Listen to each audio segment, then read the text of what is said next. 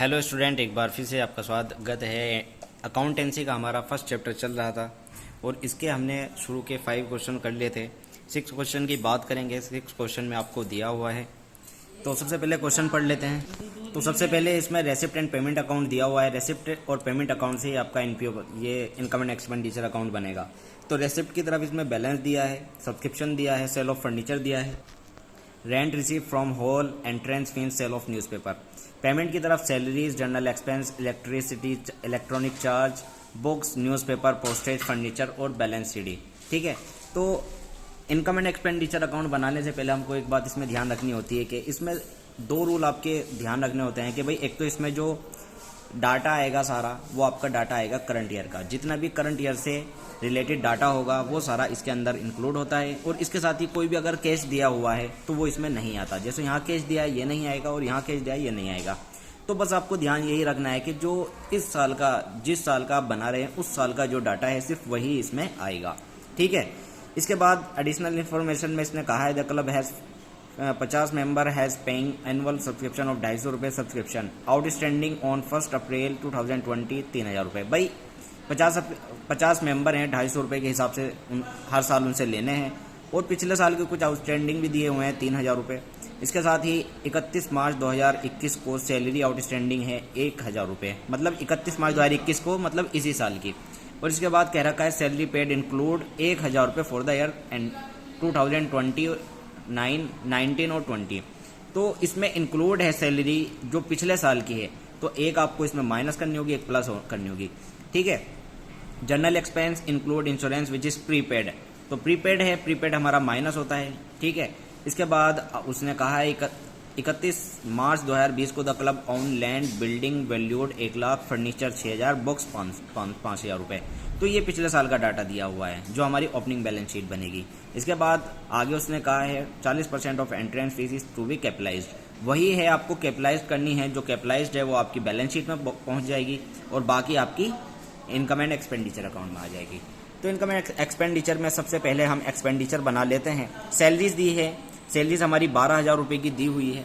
और इसमें उसने सैलरीज में कहा था कि जी 1000 रुपये तो इस साल के आउटस्टैंडिंग है। तो इस साल के अगर आउटस्टैंडिंग है तो प्लस होंगे, क्योंकि इस साल के आने हैं, है तो हमारी, तो ये प्लस होंगे। और पिछले साल के जो हैं जो इसमें इंक्लूड है वो माइनस होंगे, क्योंकि हमें सिर्फ इस साल का ही हिसाब रखना है। ठीक है।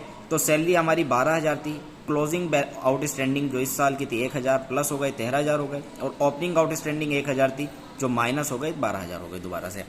इसके बाद बात करें जनरल एक्सपेंस की, 3000 रुपये का जनरल एक्सपेंस है, लेकिन इसके बारे में उसने दिया था कि इंक्लूड है इसमें 100 रुपये प्रीपेड के। तो प्रीपेड हमारा माइनस होता है, ये मैंने ही आपको पहले बताया था कि प्रीपेड आप जो एडवांस दे देते हैं, तो जो जब इसका टाइम नहीं आया तो आप इसको माइनस करेंगे इतने। तो 3000 रुपये है, प्रीपेड माइनस हो गया 2900। ठीक है। इसके बाद आगे उसने कहा है इलेक्ट्रिसिटी चार्ज 2000 रुपये है, ये आ जाएगा। बुक्स हमारी एसेट होती है, बुक्स नहीं आती, ये बात ध्यान रखिए, हमारा एसेट होती है, बैलेंस शीट में आएगी। न्यूज़पेपर हमारे 4000 के हैं, न्यूज़पेपर आ जाएंगे।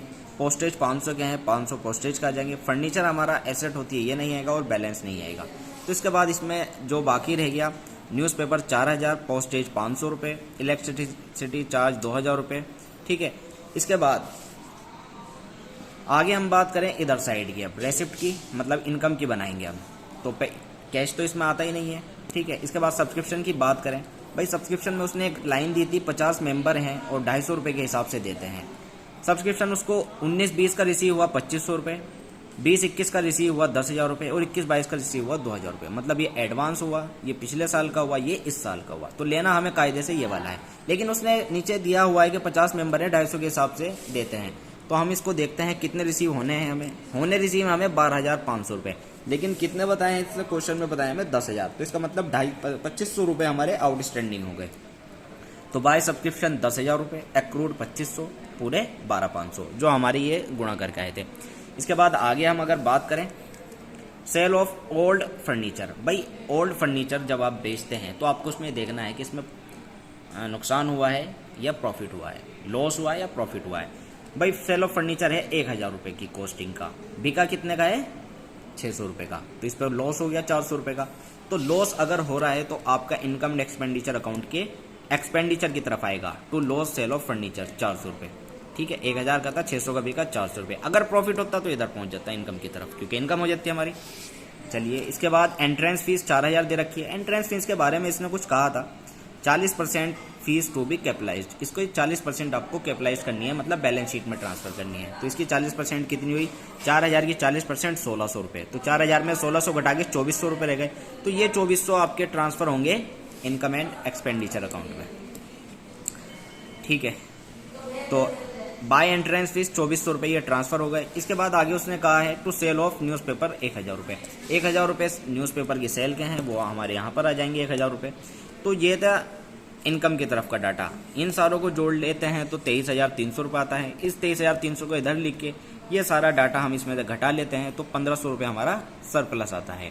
तो ये था क्वेश्चन। उम्मीद करता हूँ आपके समझ आया होगा, पसंद बिल्कुल जो मैं जिस तरीके से मैंने पढ़ाया है वो आपके पसंद आया होगा। तो वीडियो को लाइक और शेयर जरूर करें। जो आपके समझ नहीं आया उसको पूछ लें।